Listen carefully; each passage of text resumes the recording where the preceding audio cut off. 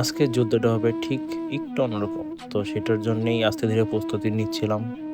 So hello everyone, myself Saikat Majumdar. I M a professional cinematographer and video editor. So এই Tesla শহরে যেতে যেতে হঠাৎ মনে পড়েছে মেমোরিকার্ডের সাথে নিয়েছি কিনা। ভেন্যুতে ঢুকে ক্যামেরা সেট আপ দিয়ে শুরু করে দিয়েছি।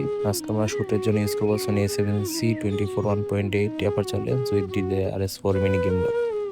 ভেন্যুটা স্পেশালভাবেই হলুদের জন্য সেট আপ করা হয়েছিল।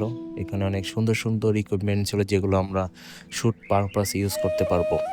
লোকেশনটা 10টার উপর হওয়াতে ভেন্যুটা আরও বেশি সুন্দর লাগছিল।